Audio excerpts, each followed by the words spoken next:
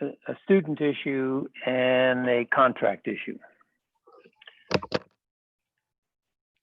So we'll start with the curriculum meeting for this evening. If I could get my agenda to come up. Okay. Mr.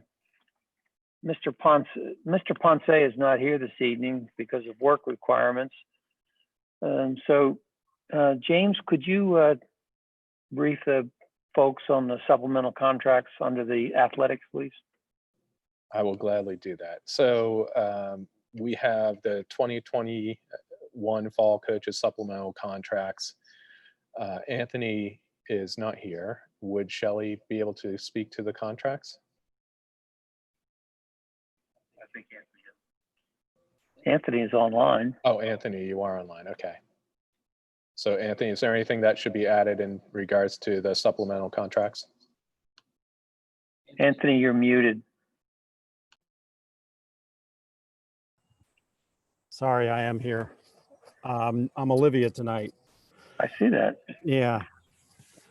No, nothing to add for supplemental contracts.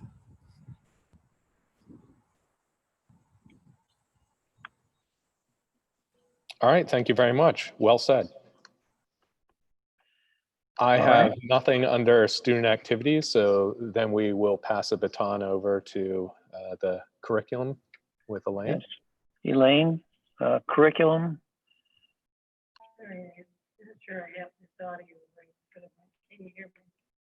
I can hear you because you're standing 10 feet from me talking to me.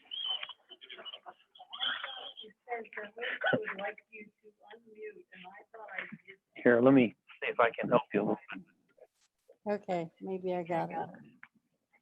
I I think I just got it. Yep, you did. Thank you.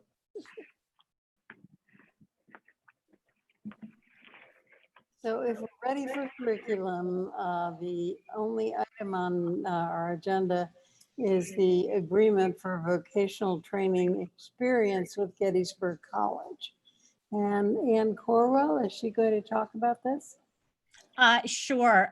This is the annual agreement for our work study students to work at Gettysburg College with Dee Crowder. I spoke with Dee today just to see if Gettysburg, if this was something that we were doing just to be prepared in case Gettysburg would want us back. And she said, no, Gettysburg is ready to have us as soon as possible.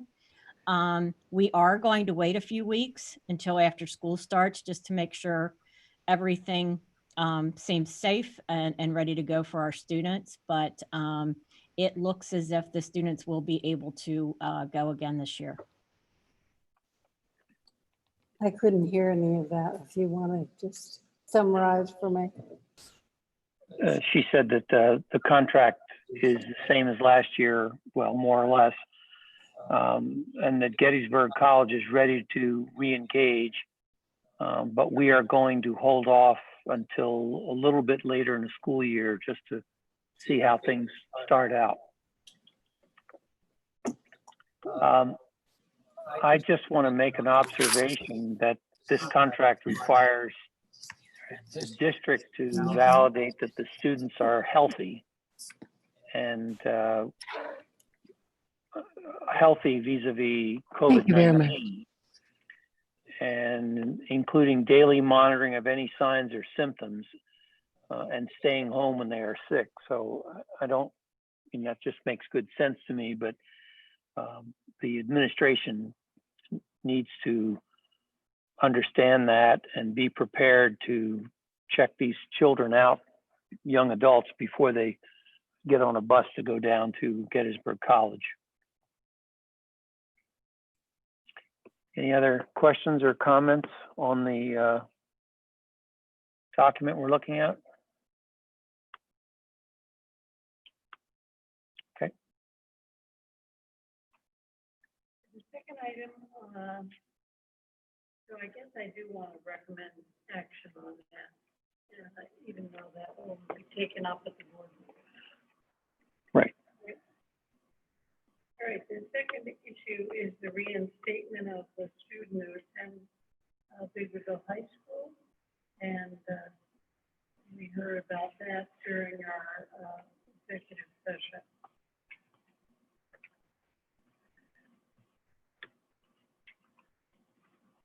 And I think we had a pretty exhaustive discussion of that in the executive session. Is there any other discussion, keeping in mind the privacy issues involved since we're in open session now? The board will vote on this officially at our next voting meeting, which will be in 2 weeks. But I think we all had agreed that Beth Graham or Ann Corwell will let the student and his grandfather know that we are inclined to approve it.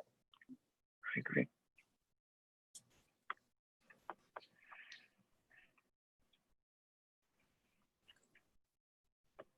The approval of Jennifer Major College Advisor to Big Revolt from Franklin and Marshall. Is that correct? Yes, I think Mrs. Yes. Graham, there she is. yes. She will be taking over for Devin Corehammer. Wasn't there someone else last year other than Devin? No. wait a minute, No, I'm- just I'm Devin. Devin, yeah. I was Yeah. thinking of the gentleman before Devin. Okay. The time goes by fast. It does, doesn't it? Yes. And Have her you- name is Jennifer Mejia. And have you met Jennifer? You're happy with that selection? Absolutely, yes. We're excited to have her. Good. Any other questions, comments? Okay. So I will recommend approval and we will deal with that at the board meeting. Correct. Thank you. Thank you, Elaine. Mhm. Let's, we'll move on to the business and operations meeting. And we'll start out with property and Jim Lady.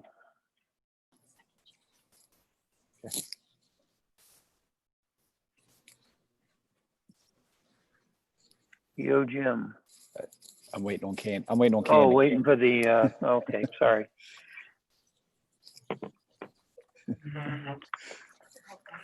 That's not Candy, that's 83455. Ready? Okay.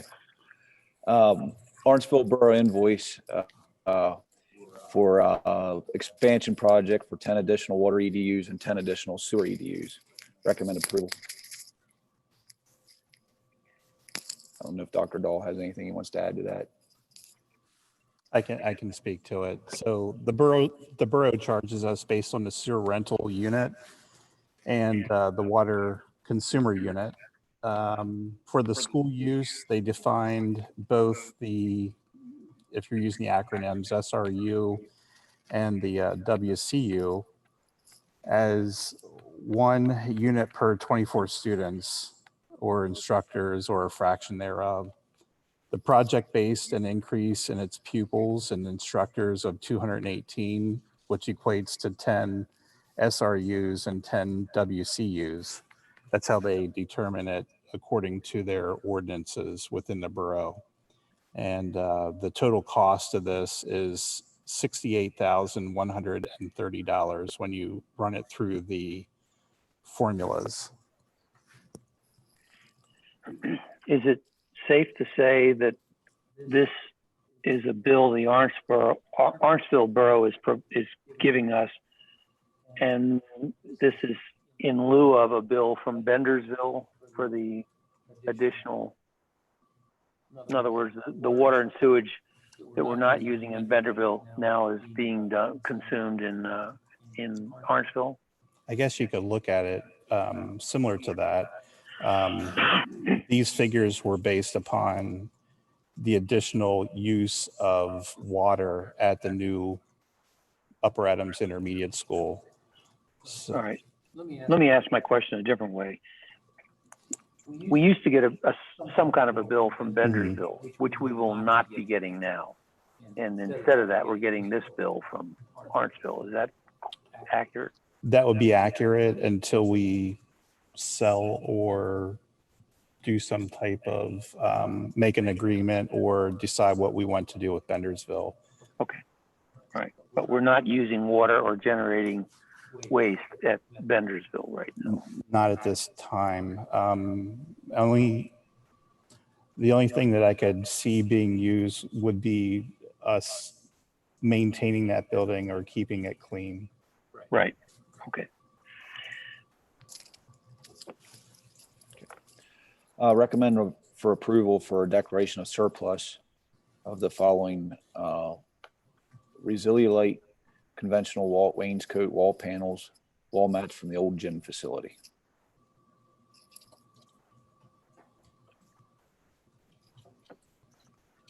Any discussion from anyone?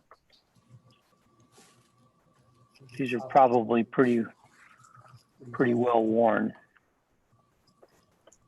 All right. Thank you. There's nothing under transportation, so we'll go to finance. Sue? Okay, the first item is the service agreement with the Lincoln Intermediate Unit 12. It's the service agreement between Upper Adams School District and LIU 12 effective July 1, 2020 to June 30, 2021.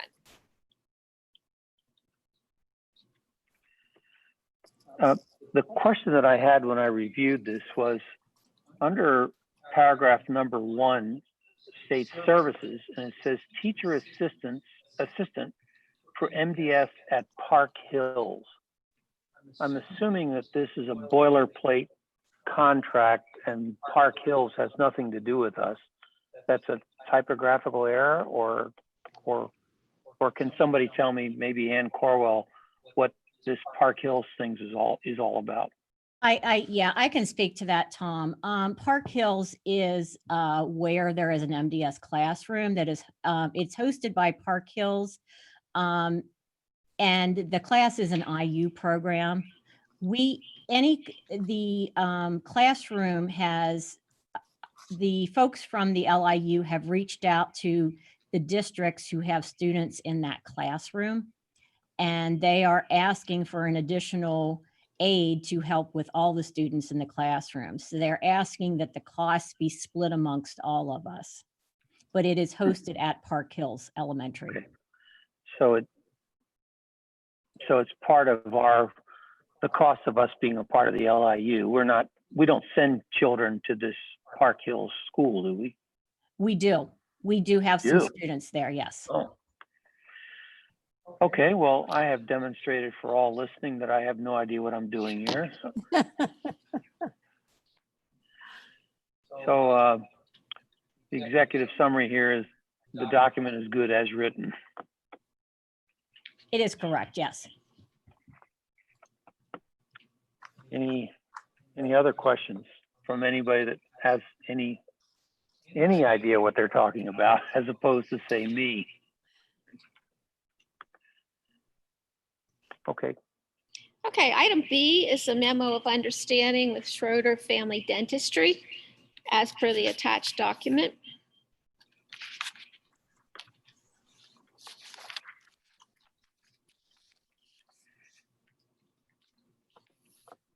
This, I think this looks like what I recall from last year.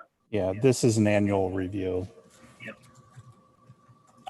It allows us to speak with the Schroeder Dentistry. If there are any concerns, our nurses are able to reach out. Okay. Any questions from any board members? Okay. Okay, item C is the renewal of the professional software for Nurses Incorporated, SNAP Health Center annual subscription contract from September 1, 2020 to August 31, 2021, with 4 users, SNAP subscription licenses at an annual cost of $3,120.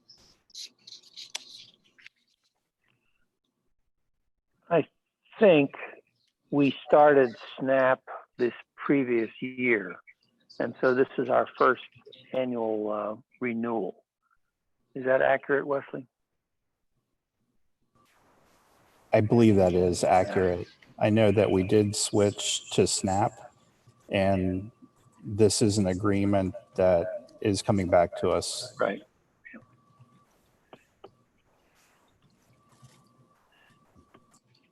Any questions or comments from anyone? Okay, Okay, the final item is the 2020-2021 transportation contract with Folium Incorporated, doing business as Rolling Hills Transit for transportation of school students as per the attached agreement. and over to you, Shelley. This is what we talked about during our executive session. This would be for the 2021 school year. And we're currently using them for the extended school year, correct? That is correct, yes. And how has that been working out? Excellent customer service. Okay. Well, let's hope for the best then. Any questions from any other board members? Okay. That concludes finance. Thank you, Sue. Cindy, personnel? Okay, tonight, item 5A is other contracted services of volunteers.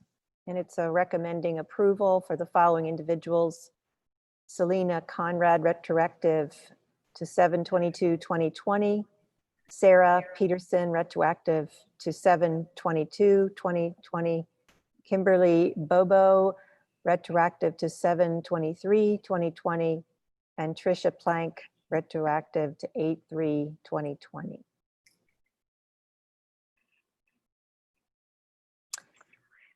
Can I move on?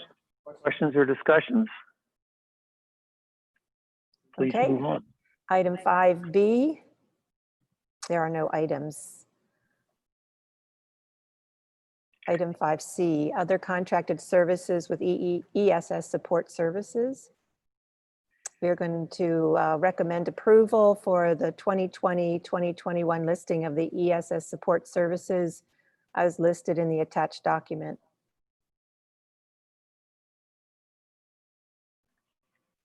Okay. Anything from the board? Okay. Okay, And item that- 5. I'm sorry. No, go ahead. Item 5F. This is the supplemental contracts of 2020-2021 supplemental of the following individuals. We're recommending approval as written. Would you like me to read them? No, that's, everybody has the list with them. It's a fairly long list, so no, we don't need to list it all, read it all. This is all part of our supplemental stipend listing that you should have of it. If you don't have it, Shelley can provide you that for the school year. Okay. Item 5G.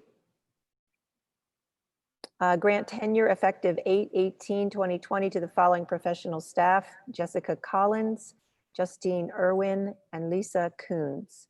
We're recommending approval. And I think Tina is on the line. I'm wondering, Tina, if you could give a short, very short description to the board of tenure, like what you told me when I called today, just as an update for the board so they understand. We all have a common understanding of tenure. Okay. Tenure is a teacher has to complete 3 years of service in the same school district. And in the last 3 months of their service, it must be they must have satisfactory evaluations in order to achieve tenure. And then once they achieve tenure, then they are basically, I guess, the easy way to say it is they're protected more in their position after they have been tenured in their position. Okay. Any questions from the board on that process? It's spelled out in the Pennsylvania School Code if you want further details, but what Tina just gave us is the bottom line. Okay. Item 5H, recommend approval to accept the resignation of the following professional staff member, Megan Baumgardner, Learning Support Teacher, Upper Adams Intermediate School, effective 7/28/2020. Was this expected? Anybody? She has accepted a position in another district. Okay. So I assume that it was not expected. No. No. Okay. And so along with that, item 5I, post and advertise. We're recommending approval to post and advertise for the following positions, Yeah. Learning Support Teacher.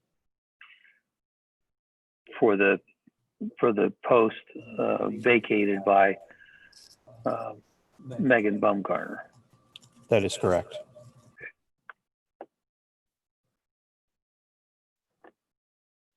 Okay, maybe I should have had you read that list. All right, we'll move on to probably the item that most interest in this evening, the update on the school reopening and the extracurricular return to play. Wesley. Sure. I think it would be good to start with an update regarding our extended school year, which ended last week, and it went extremely well. This was a test run for our original plan that we had created back in June. We had 18 students involved and approximately 10 faculty and staff members. And we've gotten a lot of positive feedback on the initial items we had in our reopening plan, and it seems to have gone very well. The feedback that I've heard from a number of people has been very positive, and we're hearing that from some of the parents as well. The plan that we had proposed last month in July is still the plan that we have in place right now. Just as a refresher, we are looking at doing K-6 every day and trying to do that with as much social distancing as possible. We're also looking at a grade 7 through 12 on an A-day, B-day schedule. I do want to clarify that A-day, B-day schedule will be Monday through Friday. So for example, the first week will be A-day, B-day, A-day, B-day, A-day. The second week will be a B-day, A-day, B-day, A-day, B-day. There was some questions from the community that they were wondering how some students only got 3 days of instruction and others only got 2. I just want to make sure that that's clear, that we are making it equal with the accessibility of students coming to our school in 7th through 12th grade, and that will alternate back and forth. One of the things I do want to mention with that, we are still looking at how to incorporate a few flexible days where we would have full instruction for 7th through 12th grade students so that our teachers can do professional development, checking in with students, and doing also some deep cleaning within our buildings throughout some of those times. We still need to schedule when those will be held, and we're hoping to do that within the next 2 weeks. As far as the building prep, there's a number of things that are happening right now within our buildings where we're readjusting furniture at the K-3 buildings to try to provide at least at a minimum 3 feet or more space for social distancing.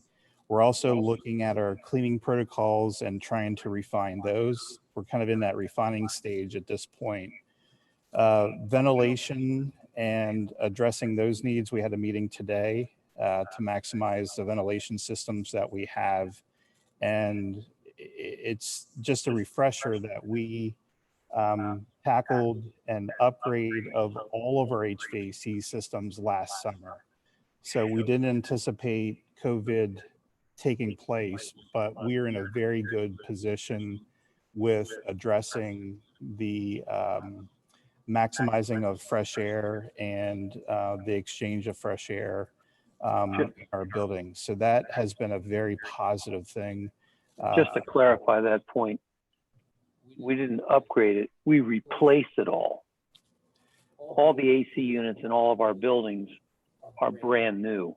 That is correct. If you wish to look at it that way, that is correct. We did replace the entire district's HVAC systems at Biglerville Elementary and the middle school and high school, but we also added HVAC systems at Orangeville, which didn't exist before. And with the addition to Orangeville, which will now become the Upper Adams Intermediate School, all of those classrooms will have individual vertical unit ventilators, which will provide fresh air into those individual areas.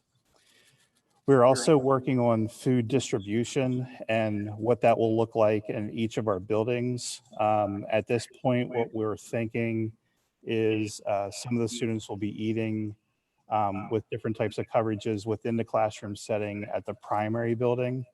And as we reach the 4, 5, 6 building, we're looking at ways to feed kids within the cafeteria, and there may be some limited types of choices, maybe like 2 choices with different types of selections of vegetables and fruits and things of that nature. So that is still being worked on.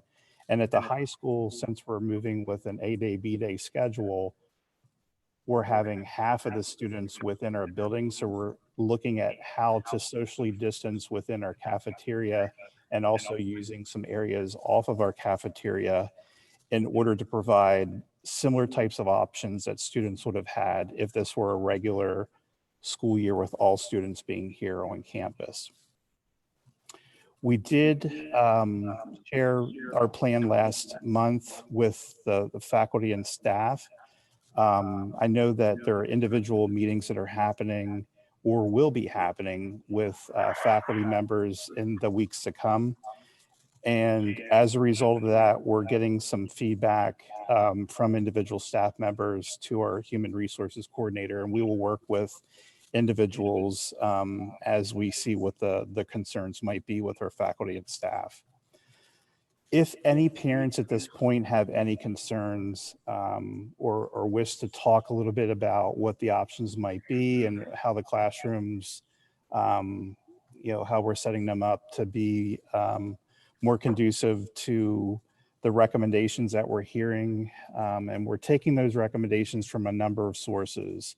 There have been reports that have come to us from the Pennsylvania Department of Ed that recommend 3 or more feet of space. The World Health Organization is recommending 3 or more feet of space. The CDC is recommending 6 feet of space. So there's a variety of recommendations that are out there. So we're trying to do the best we can to maximize the feedback that we're getting from those organizations and the professionals that are providing it. And then we're in turn setting up our classrooms and our educational spaces accordingly.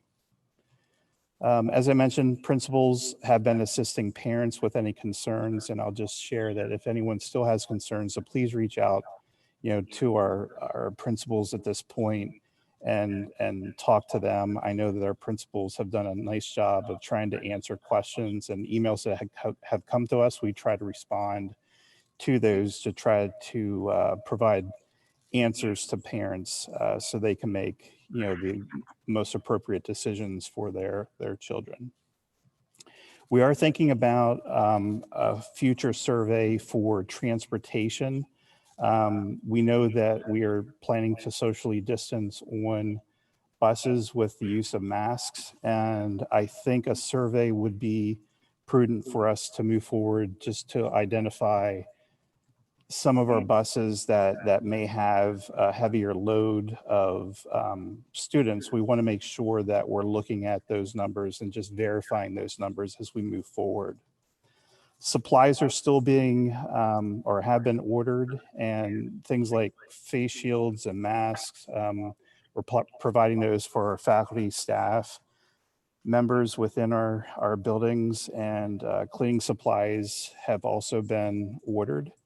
We're also following up with our transportation vendors just to identify cleaning protocols and how that will look.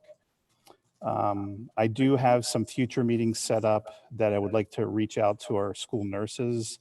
I know I have been in contact with them throughout the summer just to get any updates from our local health department to see how that process will work if there is an identification of a student who may have COVID or an adult that may have COVID, and how we address that with sharing that information with parents so that they can prepare and so that we can prepare.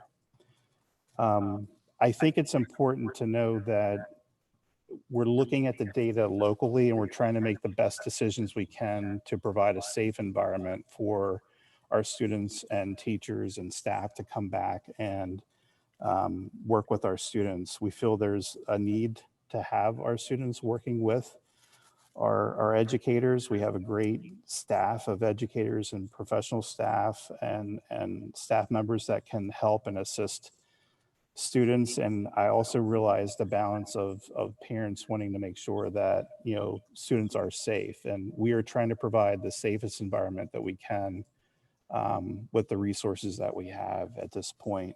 And again, I'll reiterate, if anyone has any questions or concerns, to please reach out to, you know, the building principals just to have some conversations with them. There will still be some protocols and prepping of areas as we move over the next 2 weeks and bring back our plan to have it approved again. Just a refresher, we approved our plan originally in June. So that we could have our extended school year. We used the extended school year as a test for us to implement our plan and make any tweaks or changes. And we approved it, taking it a step further with updates in July. And we're going to take any further updates and try to refine our protocols within our school buildings and how they are operating, and working through some of those adjustments, as I mentioned, with our ventilation systems and setting up things within our district over the next 2 or 3 weeks. So that's an overview at this point. There's a lot still happening, and information continues to change, sometimes weekly, sometimes daily, sometimes by the hour.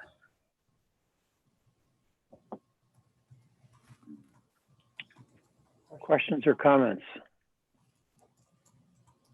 So I do have some questions, Dr. Dahl. First of all, thank you, because I know this is no easy task at all. And appreciate you being willing to juggle multiple chainsaws, chairs, and everything else at the same time. And we'll throw some more stuff in, I'm sure.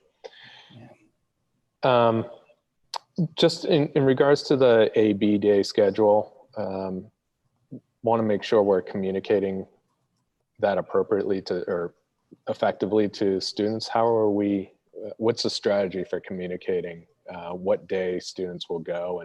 And I can imagine there's going to be some confusion every Monday on what day my students going to school, but et cetera. So just wanted to get an idea in terms of what's the plan for communication there. I can speak to that. We had a teacher meeting today to iron out some details, and when we have get information back as to when certain students are going to be attending, we're going to actually send out a calendar, a full calendar that will designate the days of attendance. And I think that will be helpful and clarify that. that's a calendar per student then, I assume. We will communicate to them what group they are in, because we do have some families that have some unique situations that are requesting other groups. So once we have those, we're going to communicate with families which group the student is in. And then Okay. we'll send out one calendar that designates A days and B days. All right. Is that helpful, James? Yeah, thank you. That what? And I'm assuming that would be posted online as well. Yeah, we can do that. Yes, posted online, emailed, all of the above. Phone calls and Yes. thank you. Thank you, Beth. Also, just given the rapidly changing environment, I mean, I can expect that tomorrow is going to be a little different than today.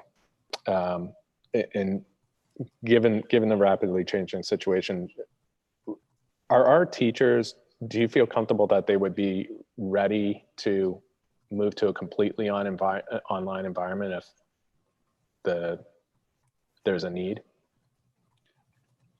I'll let any of the building principals speak to that, because I think that if they haven't had meetings at this point, I believe that is a conversation that will be happening. Beth, I don't know if there's Yes, any- we're working through that Tanya right or- now. And when we have our plans finalized, we will share them with you. But I do feel like we're going to be ready. I think that we can all agree that last year, or at the end of the year when we went out, it was a Band-Aid and we needed to get through it. And we'll be prepared. The elementary as well, we worked on our plan as well. So Mr. Kerster and I have met this summer and have developed a plan, but I do believe this teachers they'll be ready. And I think we'll even have to be ready if there is a positive case. And I just want to be open about that we will need to have plans in place for those types of situations, where if a classroom had to be quarantined, we will need to have some type of remote process in place where students would still be able to be educated, but remotely for a period of time if needed. So we need to prepare for any type of opportunity that may present itself, or any type of challenge that may present itself. Jamie or Jennifer Nelson, any comments for you on this topic? It seems to me you probably have the harder issue here. Yeah, so like Mrs. Buckley said, we've been looking at what we did last year, and we're going to be building on that and taking the next steps forward. I mean, we have some plans out. Obviously, our teachers, we may need some time at the beginning of the year to talk about exactly what the expectations are and exactly how it would look. We're definitely more ready than we were last year. It is a challenge with the primary age kids for lots of different reasons, but I think we're at a good place right now. It's just gonna, once again, part of the beginning of the year, getting kids in school is getting them ready to be able to make that transition if it does come up. Because it's harder if you've never dealt with the technology and all the other pieces. So we just have to prepare kids and parents for that from the beginning of the year. You know, I would assume that the new kindergartners and new first graders they don't have a lot of experience about what school is, and then to complicate that by doing it online makes it a particular challenge. Exactly. Thank you. I think James is still at his questions. Are you still, do you have more questions? Okay. I was just wondering if you could expound on what the plan is for A students to do on a B day and vice versa, B students on an A day. Did you want to speak to that? Yeah, that's the students will have, it'll be a remote learning day. So they will be expected to complete schoolwork on their day off. And what that looks like could be different from class to class. It could be a recorded video that a teacher sends home a lesson. And then when they come in the next day, they're digging into the content and working and discussing. It could be that they're starting on a written assignment for that class. So they will have work to do. Beth, as a former bad student, I would start off by not calling it a day off. A remote learning day. It's a remote learning day. Thank you.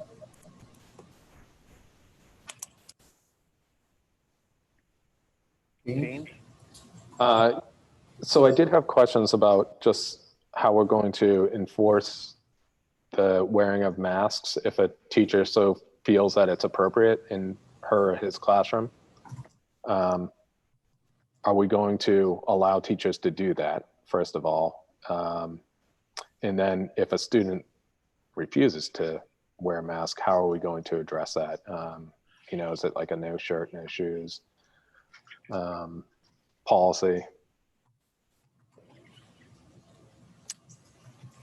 We have talked about this and we've gotten feedback from our school solicitor on it. I think this is something that is actually going to be a topic of our next policy meeting, just to try to get some feedback and be able to communicate exactly what we are expecting and try to share as well what the teachers would be able to expect in the classroom. So that is something that we are still working on.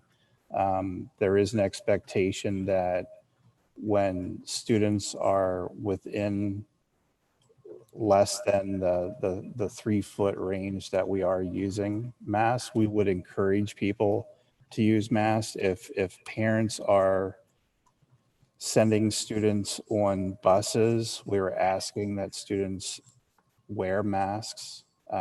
We do expect to have masks on buses if a student were to forget a mask.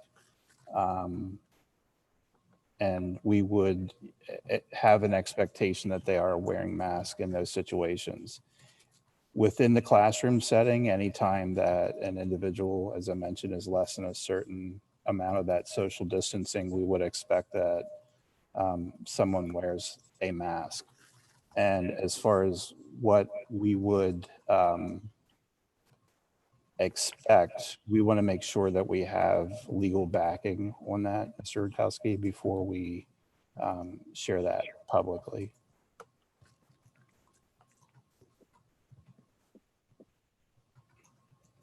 Do you anticipate having that after the policy meeting? Yes, I'm anticipating having a conversation about that, and our school solicitor will be part of that conversation. And that's this week. Mm-hmm.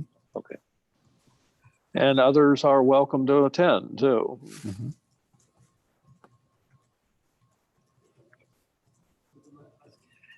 Yes, Elaine. You probably covered this as I used to together, but you talked about if a student gets ill, the rest of the class might have to quarantine. Does that mean you have no testing plans? So we only know if someone has the virus if they actually demonstrate that they are sick. The piece about the testing and things of that nature, we've been working with our school nurses and are trying to get information from the Department of Health. So we don't have all those answers at this point. When testing, Are we planning to do any testing or make testing available at all? at this point, we are not looking to be a testing site for this. I'm not aware of any districts at this point that have even considered that, but I could be wrong. That's something that we are still trying to reach out and get some information back from. Because I think that's the nightmare of it. You know, if you have everybody, if you have even half your students coming back and somebody gets sick and everybody else is exposed and they don't even know it. So I'd like to hear more detail on just the what if plan. Well, and those we still need to pull together. Okay. Those are still some of the details that will need to be pulled together. We are getting some feedback from local solicitors on that and what to do if certain cases come up like that. But as far as testing here, we are not looking to test students at this point in our district.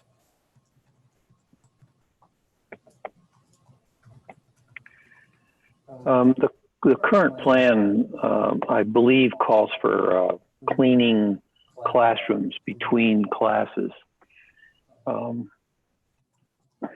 This is probably a second or third order question, but I'm wondering who is going to be tasked with doing that? At this point, that's another detail that we're working on. I know Anthony Graham and Chris McMahon and I have had some conversations about that and what the cleaning schedules will look like each building, how we're shifting around the use of the employees that we have through Airmark to clean. Supplies have been ordered and gathered, and they are current. From the conversation I had with Mr. McMahon before the meeting today, they will be looking at and continuing to address the high touch point areas throughout the day. I know at the high school level, with limiting the number of students coming in, there have been some plans in place with thinking about where the placement of certain students are during a first class period versus a second class period, and looking at how those areas will be cleaned during the day. But again, there has to be a coordination with that between what the current schedule, when those classrooms are being used and when they're not being used, so that individuals can go in and clean areas. We will be providing additional cleaning items within the classroom setting if a teacher feels like there's an area that needs to be cleaned. Just as we, as the staff during the summer, and our administrative assistants or administrators, like if we're using tables and after we're finished, we take the towels that are provided in the tubs with the CDC approved material and use those wipes to wipe down areas. So we're trying to be cognizant of that and trying to reduce any potential of a spread, which is sometimes considered breaking the chain. So we want to break the chain of any kind of sickness, whether it'd be similar to like the flu season. If we know that the flu season is taking place, we know that there's certain people that may be sick within a room, we're going to spend a little bit more time focusing on cleaning that area more often. And we do have plans in place that if there is an identification of a COVID case within a classroom setting, that classroom would be quarantined for a period of time, like 72 hours. It would be electrostatically clean. The maintenance staff, custodial staff, I should say, would be coming in and cleaning that particular area. And I'm not sure if Mr. McMahon is on the call right now or not. If there's anything that he wishes to add, he may do so. Thank you, Dr. Dahl. To piggyback off what Dr. Dahl's just reiterated, we're working with all the principals. In fact, after the board meeting tonight, while we'll be meeting with Beth and Shane during this week to set the cafeteria back up as it normally would, so we can create a mock situation of how we're going to accomplish social distancing, what's that going to look like. Same with the classrooms at the high school, secondary level, high school, middle school. Be working with Shane and Beth to alternate the use of desks in the classroom so we can maximize cleaning time and a rotation of areas that need to be disinfected. Will constantly be circulating through all the buildings throughout the day to disinfect the high touch points. This is a common practice at the hospitals right now. It's a good common practice. It makes a lot of sense. Just like perhaps you maybe saw during the graduation as we're attempting to do that similar situation. We'll be doing that throughout the buildings. As Dr. Dahl mentioned, we have 2 different electrostatic machines that we can incorporate anytime there's even a hint of a situation in a classroom. We can immediately go into action. In addition to our regular cleaning and disinfecting procedures, we can use the electrostatic machine and cover that room in a matter of minutes with a COVID-19 approved disinfect. And the reason for the 72 hours is we know that the virus doesn't survive past 72 hours without a host body. So we would not only through chemical action and cleaning and disinfecting, but through time as well, break the chain of infection so that anyone that needs to can feel safe about entering back into an area. So over the next 2 weeks, and we've been working on this, we'll finalize our schedules as to exactly how we're getting into the rooms and when and what that looks like on a more detailed basis.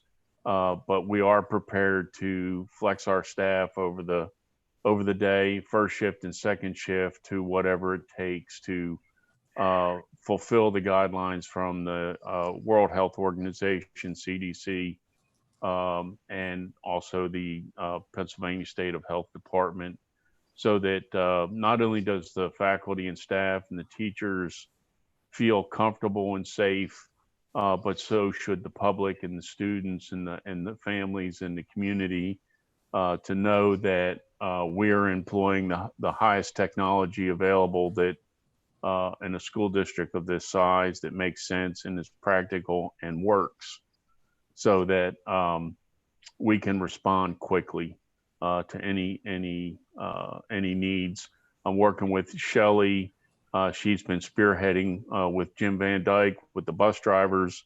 Looks like we'll have a training session with them maybe around the 18th of August on exactly making sure their procedures match the procedures that we're doing, so that from start to finish, from when a student leaves until when they go home, and then when they come back, the facilities and the transportation that they're using has been adequately maintained as healthy and ready for use on a continued basis.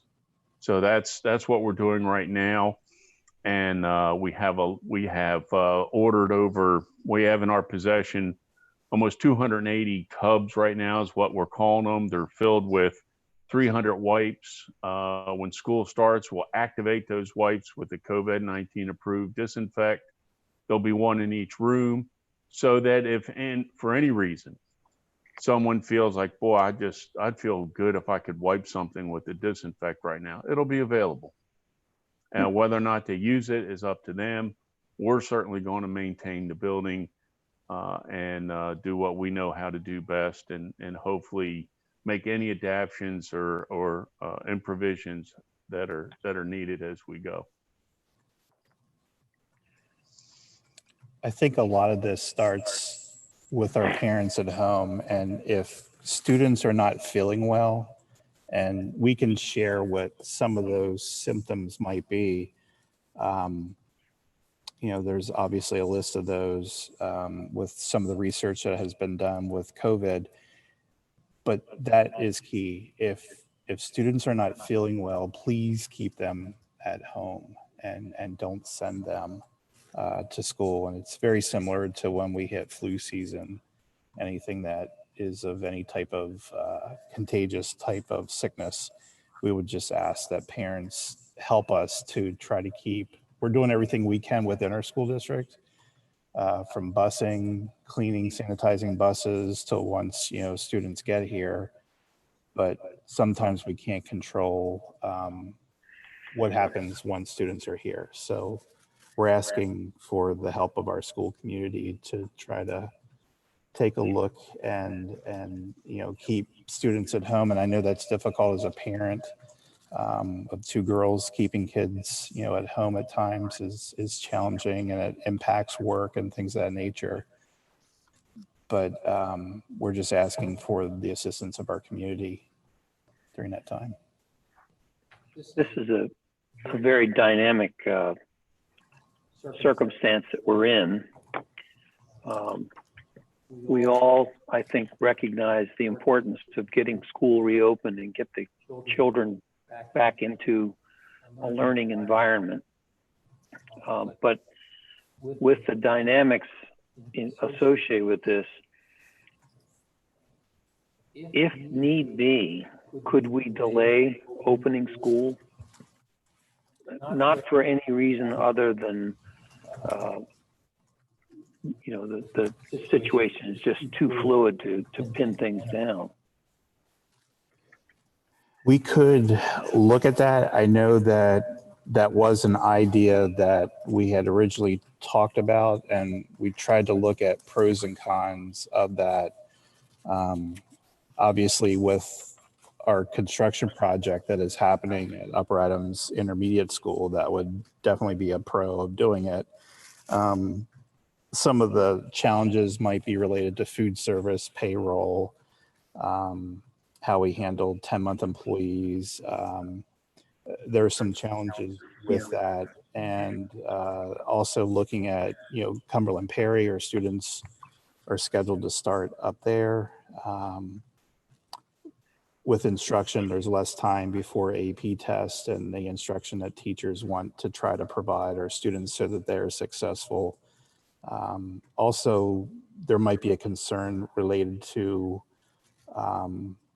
parent planning. That's something that popped in to my mind. Just as a parent, you think about, we shared a plan with our parents, and when we're planning to come back, and if parents have already put plans into place, that could be an impact to our community. But there are positive things in looking at, the time that we have, as you mentioned, it would give us another 2 weeks to look at where we're currently at within the state of Pennsylvania with COVID and any other types of data or information that we could utilize at that point. It could provide some additional time for teacher training. But yeah, there's pros and cons to it. But everything's connected. Everything is connected. And unfortunately, the calendar that we approved back in April, once that's set, it really makes it challenging to change. It could be done, but there would be an impact. Well, it sounds What like is, you've what already is that looked at. start date again?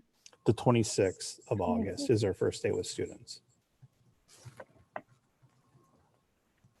Yeah, Cindy. I just have one comment and 3 more questions that hopefully won't take long. Ask as many questions as you'd like. That's what this is for. Before I do, I just want to say, well done. I mean, we haven't even gotten the school year open, and everything you're talking about is obviously so much thought has been put into it. Seems to be very thorough, and so much consideration of keeping our young people safe. And I just really appreciate all that attention and what your team has been doing. Could you, Dr. Dahl, give us an average class size, do you think, with the 2 divided student populations for middle school and high school? I think with the middle school and high school, that's going to vary depending on the type of class. And Beth, do you want to speak to that? I know you and I have spoken some classes like 25, 26 or 7 kids. Maybe you can speak to that a little bit better. It really does depend on the class, and we are in the process of working through schedules to make sure that none of those classes are heavy on either side of the alphabet. And if they are, we may need to either move that specific class or think of some other ways around that. But so some of our bigger classes are 30 kids. So, we're hoping to go over no more than 18 in a classroom. I see.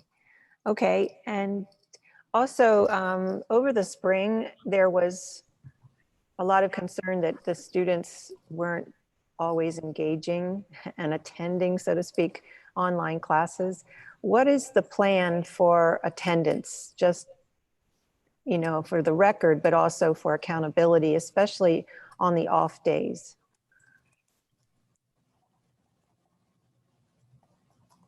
Is that something that you wanted to speak to, Beth? We're working. I don't mean to put you on the spot. I know we talked about it this week. Yeah. And we're still putting those plans together. Yeah. Okay. Okay. Sorry.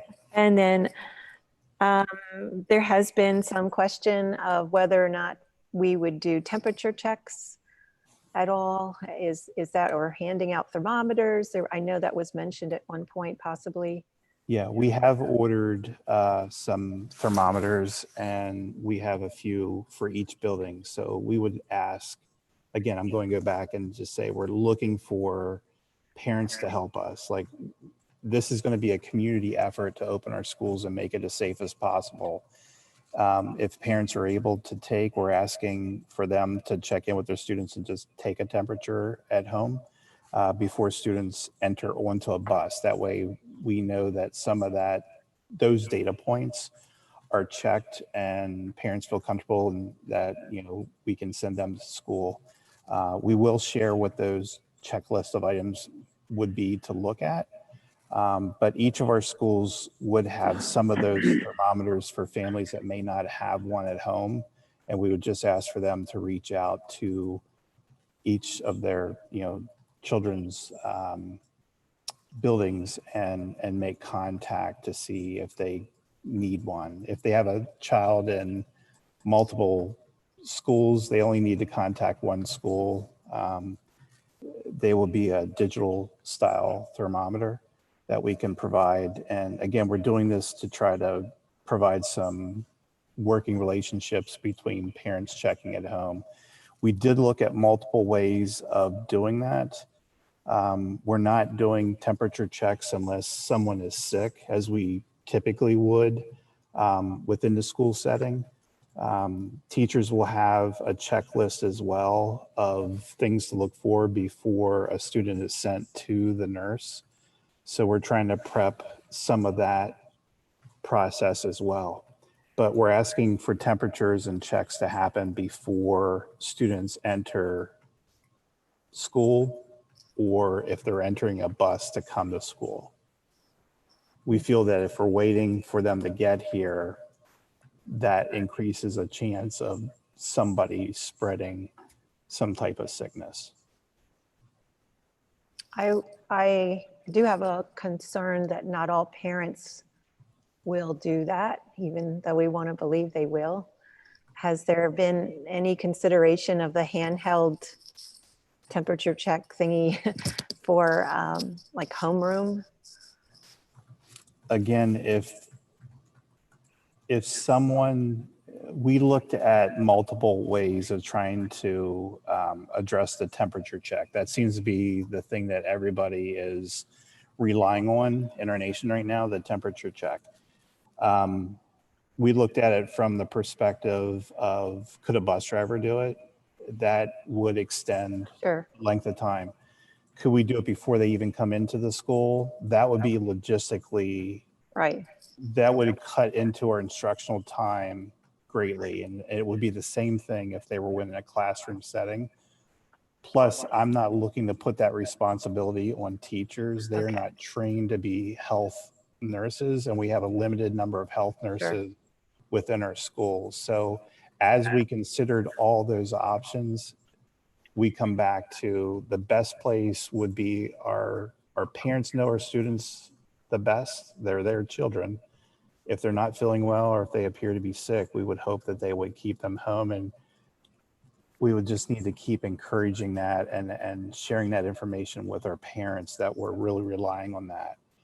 Can I say that every parent will do that? As you mentioned, no, I can't, but we are looking to provide everything that we possibly can and any resource we can to parents to help ensure that will happen.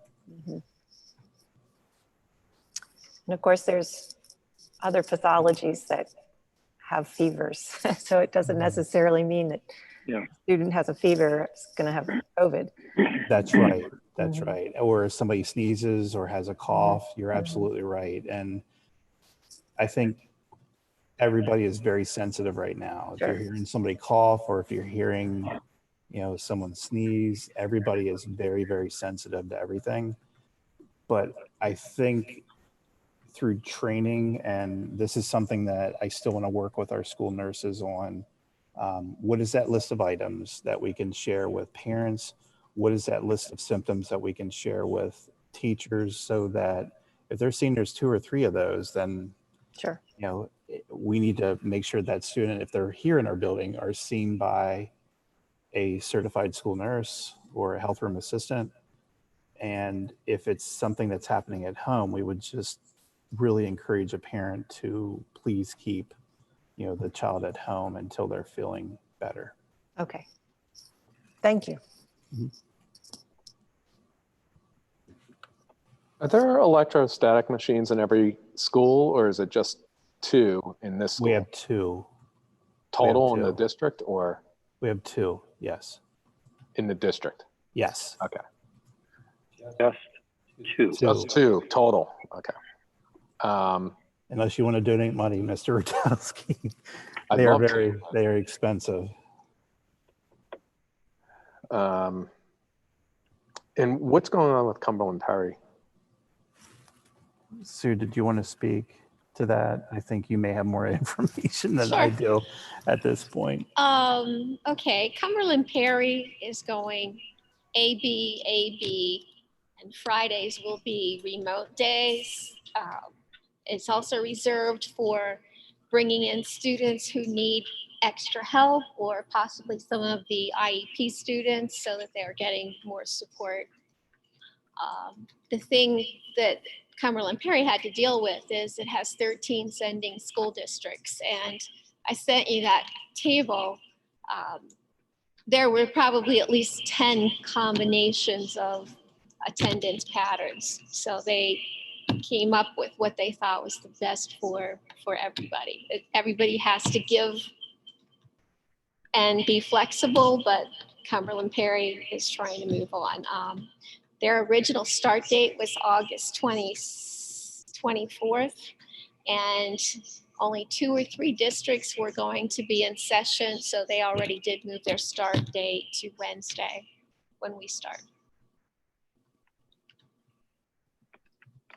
And they have similar cleaning standards to what we just heard? Yes, they do.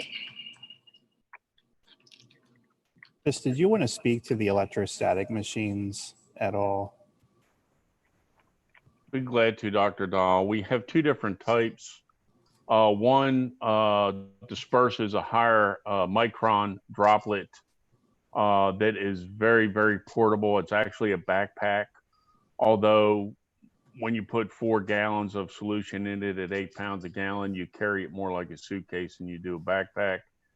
This could be used quickly on a bus, in a locker room, very quickly, easily transported from building to building. The Clorox 360 electrostatic sprayer, which is the Cadillac of electrostatic sprayers in the industry, has the finest micron dispersion in the industry. No one matches it, which means that if we're in a classroom, an office area, there's keyboards, computers, we can still spray and not have to worry about any situations from moisture. It is also very portable. In times past, I have borrowed that same piece of equipment from the LIU and used it at 2 different schools in the same day. So it doesn't take long. When if we went into a classroom, average size classroom, 800-900 square feet, we could electrostatically spray and disinfect that classroom in probably less than 2.5 minutes. So they're both very effective. They both have do the same thing, but different degrees of how they do it. So would it be nice to have one in each school? Sure. But I feel that we can respond appropriately to any given situation with what we have in stock right now. Appreciate your feedback. Chris, just to follow up, James, the money that we received, I guess through the CARES money, was lessened by $50,000+. So all the things that we're talking about with increasing safety, and you've seen the purchasing of plexiglass, rearranging of areas, hand sanitizers, masks, shields, all that obviously costs money, and we will need to replace that over time. The reduction of that money, we had to take that pool of money and then identify strategically how we were going to utilize that money to make our area as safe as we could, knowing the resources that we had to work with. So that's why we started out with actually one of those electrostatic machines because of the cost of them. And then we decided to add a second one as well after we started to think about the sanitation and possibly working with our busing vendors to provide that safety and cleaning those buses as well. So there's been a lot of thought and juggling in the little bit of money that we're getting is being used up very, very quickly with the different types of resources that are needed to make our buildings safe. So I don't know if that helped at all, but. Well, yeah, Chris's explanation of those machines and the portability of them, I think that really helps, makes me feel more comfortable. And the use of it is quick too. Like they go in and depending on which one they're using, as he mentioned, the Clorox 360, from what we understand, that could be sprayed like in this room with our laptops open and it wouldn't affect it. The other one would have a larger droplet and that would be utilized in different capacities within, you know, our buildings. In some of those cases, some of those surfaces may need to be wiped down afterwards. Okay. If Mr. Ebert were going to donate some money, the machines, how much do they cost? Chris, I know there's two different costs than the ones that we purchased, and I don't have those memorized. Can you help me? I believe the backpack sprayer is around 1,800, and the electrostatic Clorox 360 is, I believe, between 5,000 and 6,000. Woo. So it's okay. This is the whole system of trying to make our schools safe is going to cost money. And we're trying to utilize that money that we receive from the federal government as wisely as we can, but obviously it's going to be used up pretty quickly. Well, but that makes the case for the whole community pulling together. So we all wash our hands frequently. We wear our masks when we're supposed to. We keep our children home when they're not feeling well. We take their temperatures because even if we had unlimited money, we would still need community involvement. And so we can't say that we're going to not do something because we don't have the money, even though that may be true. What is the overriding consideration is that the school district is a part of the community at large, and the community at large has to work as a community to meet this challenge.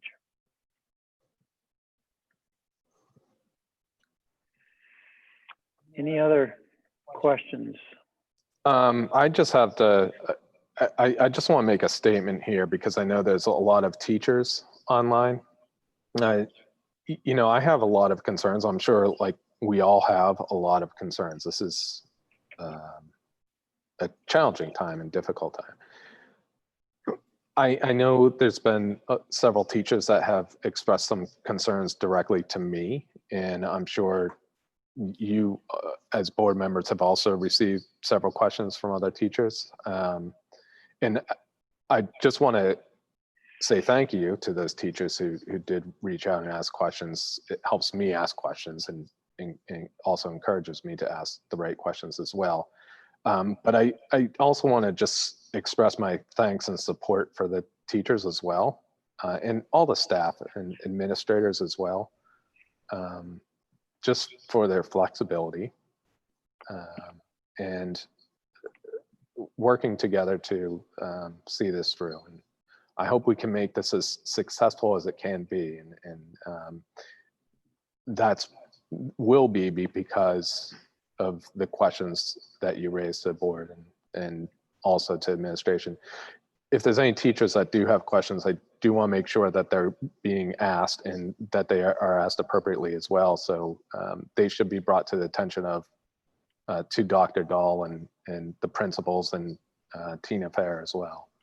So I just want to make sure I'm encouraging that. And that's been, I think your letter went out yes, or through the staff to do just that. And the other side of that coin, James, is I've also been approached by teachers that are anxious to get the school reopened. You know, they apparently reviewed the safety plan, and it appears to them to be something that they can work with. So we want to encourage everyone in the community, students, teachers, parents, general members of the public that are part of this community, to review the plan, ask questions.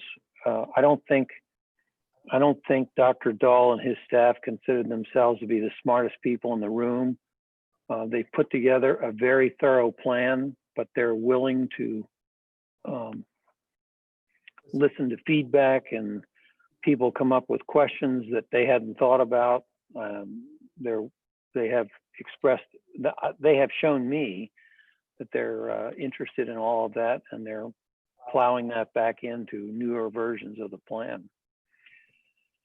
So it's this is a process that will never be through, and I want to emphasize that through the extended school year, which is now over, they took lessons learned from that and been building it back into the plan. So I understand people's concerns of reopening schools. If you're looking for 100% safety, you're never going to find it. Not with COVID-19, not with driving your car down the road, not with going to a swimming pool, not with anything. We have to manage risk and mitigate it as much as possible and feasible. Anything else before we go on to something that I haven't talked too much about? And that topic,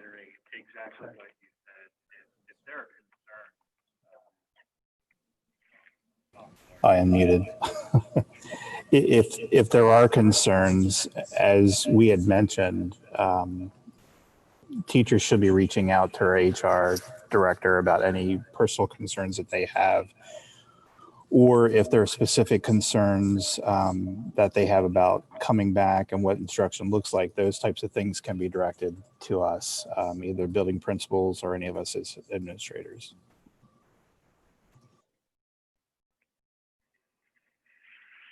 okay. So we're going to spend all of our time and effort keeping kids and staff members safe and 6 feet apart during the day, and then we go to sports. So the next item on the agenda is extracurricular return to play plan. All right, good evening. Since our last meeting, a lot really hasn't happened until about the middle of last week.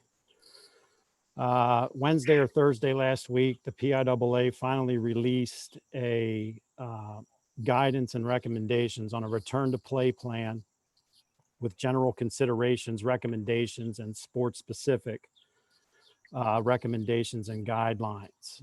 I'd like to make it a point though that as part of that sport specific plan, they made it very clear with bold print underlined that all responsibility in partaking in extracurricular activities falls solely on the school districts to follow that plan. And that was from the PIAA Sports Medicine Advisory Committee. So with that being said, PIAA also had a press release granting flexibility to all 12 of the PIAA districts.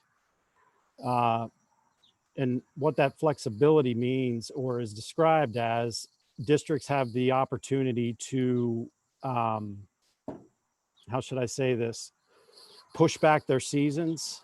And they gave a few different options on what that may look like.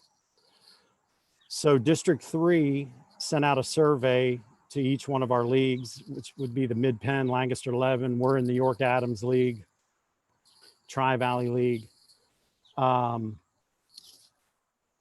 They sent out a survey to basically get a feel as to what each one of the leagues would feel comfortable doing.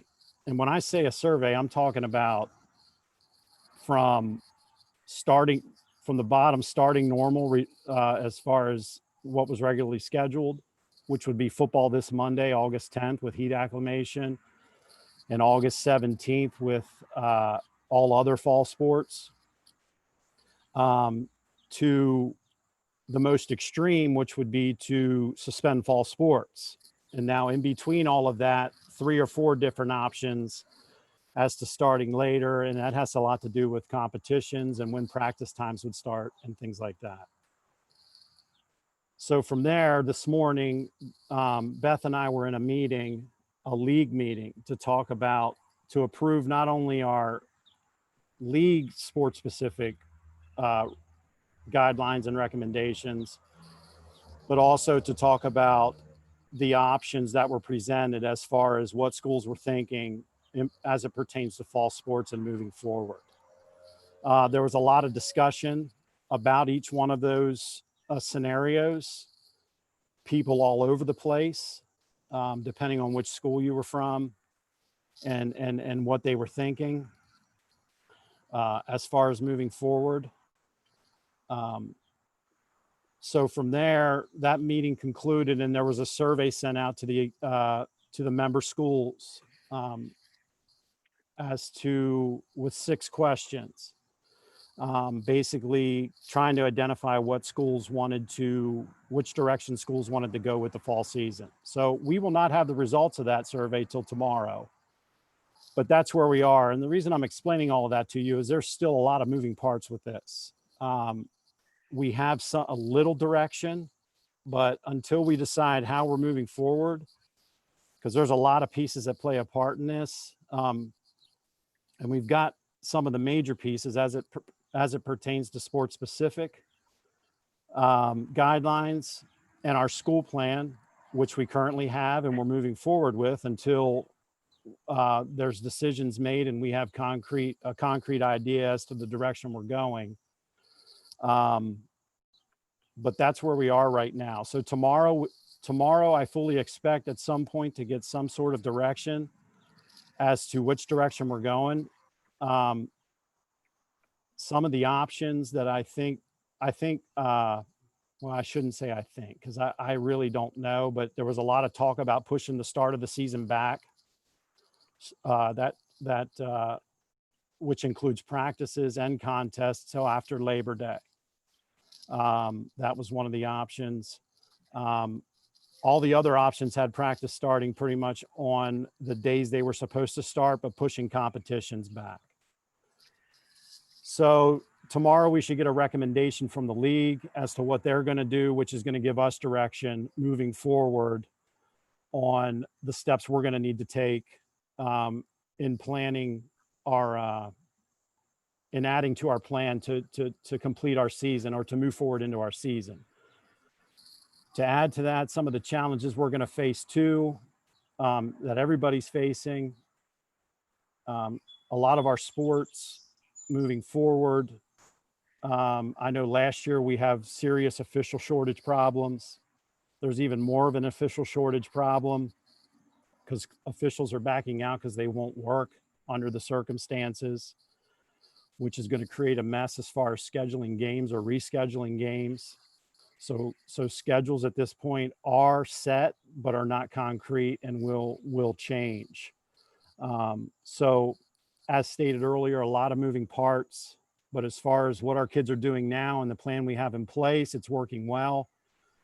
Coaches are doing a fine job, but until we have some answers as to where we're going, that's how we're moving. And if tomorrow we do get that answer and we are moving forward with some sort of fall season and what that may look like, final plans will be put in place for your approval, or the additions to the current plan will be put in place for your approval, hopefully by the August 18th meeting. Well, Anthony, of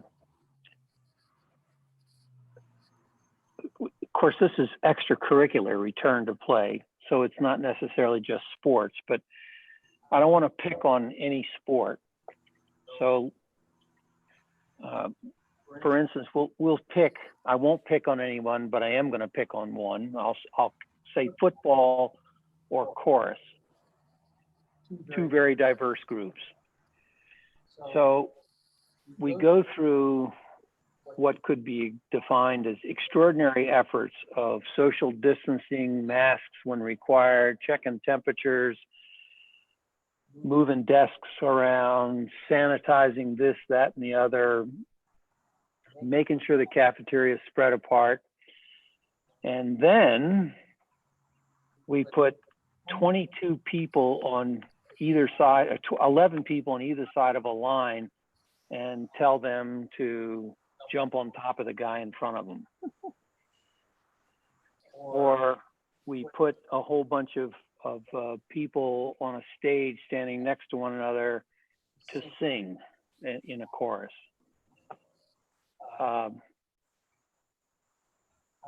don't know if there's a question in there as much as an example of, I wonder how we're really going to be able to do this. I'm not going to disagree with you. And I think the question that maybe you're looking for is not, well, there's two questions. One, how do we do this? But I think maybe the bigger question that school districts and that's all school districts that offer extracurricular, how do you justify it? Yeah, that's it. And I recognize that all of these extracurricular activities are part of the high school experience. So I'm not trying to minimize the significance and importance of any of this, but in my own mind, I have trouble figuring out just how the heck you can do it. There's many that think the exact same way under the circumstances and the fact that we are a school operating these programs, and we have to operate and live by the guidelines set forth for us to follow. And there's many that think the same way you do.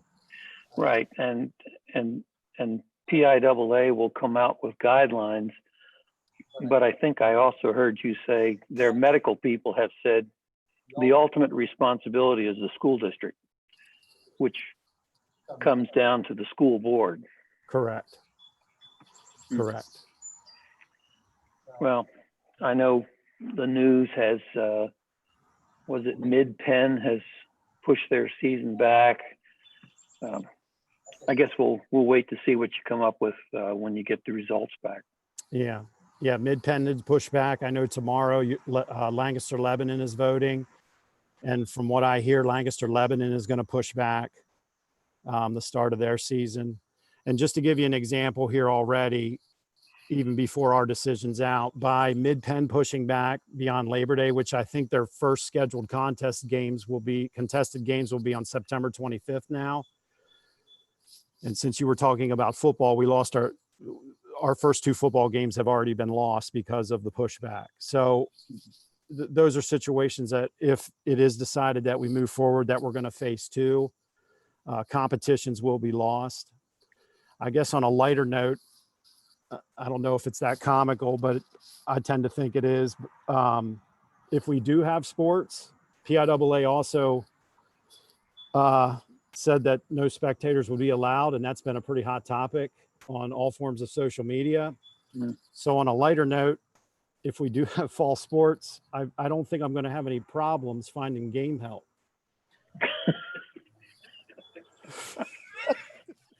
And security becomes almost a non-issue. Huh? It's just, yeah. So it's been challenging. It's been very stressful the last few days or the last week. There's been a lot of conversations, there's been a lot of phone calls, a lot of back and forth, trying to understand. And you're exactly right. It's you're doing things a certain way all day, and then you make accommodations when it turns 3 o'clock, and that does raise eyebrows. It raises some serious questions. Yeah. Other board members, questions, comments for Nancy? I mean, I guess one of the questions that was not asked, you asked how can we do it, and the bigger question is probably should we? And I don't have the answer to that, and I don't think that's for this board meeting. But no, I agree with you. That's and boy, that's going to be a third rail issue. We can expect people to park in classroom, but the tackle and the guard, 6 feet between them, there's going to be a lot of scoring in that game. So, yeah. James, to your point, I will say the number one question on the survey that we did today for our league quoted that Sport Medicine Advisory Committee statement about strict adherence by schools and teams to their school adopted plans. And then it was followed up with the actual question of, do you think you can do this on the practice field, on the game field, in the weight room, in the locker rooms?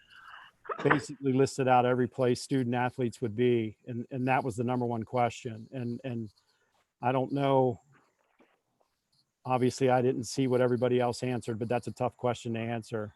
It's an easy question to answer under the circumstances, but and I think that the question you asked, I think that's asking the same thing. How can we do it? Should we? Anything else? I do want to thank Anthony. I know there are a lot of meetings you and Beth have attended, and it is, as you mentioned, a hot topic that continues to be discussed. I do want to also thank, since we've talked about the reopening plans and return to play plans, I do want to thank the administrative team. I know we're working and burning a candle at both ends over the past several months, just trying to prepare for potentially opening school. And I do want to thank all the teachers. I know that, you know, there is a lot of concern about coming back. I know that, you know, we're trying to balance what's best for kids. And I do appreciate everything that everybody does. I feel that we do try to work as a family and trying to provide education for all of our community and the students that attend here. And it is going to take all of us working together to try to make this reopening as safe as possible and as efficient as possible from an instructional perspective, but also how we provide a service to our students. So I do want to thank each one of you and the board. I appreciate all your questions tonight. I know that I don't have all the answers to everything. I'll be very upfront and honest about that. And we are still going to work on trying to get those answers and procedures down over the next 2 or 3 weeks. The questions that you provide me are good because it helps me to think through, and I don't have all the answers, and it helps me to think through some of the things that still need to get done or completed or drafted. And just wanted to thank you for your support as well. Well, I will speak for the board. I feel that the amount of effort put into this by you and your staff has been extraordinary, and the product that comes out of it has also been that same quality. And I'm glad to hear you say you still are encouraging questions, because things come up as people are going through, looking at it, thinking about it. Issues come up, and it's very encouraging that you're still open to doing those things.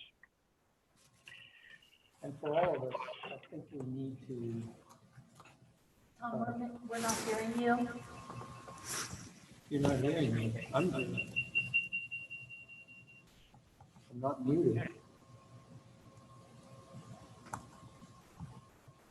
Nobody can hear me? Okay. Well, then I don't have anything else to say. You can hear me, Dan?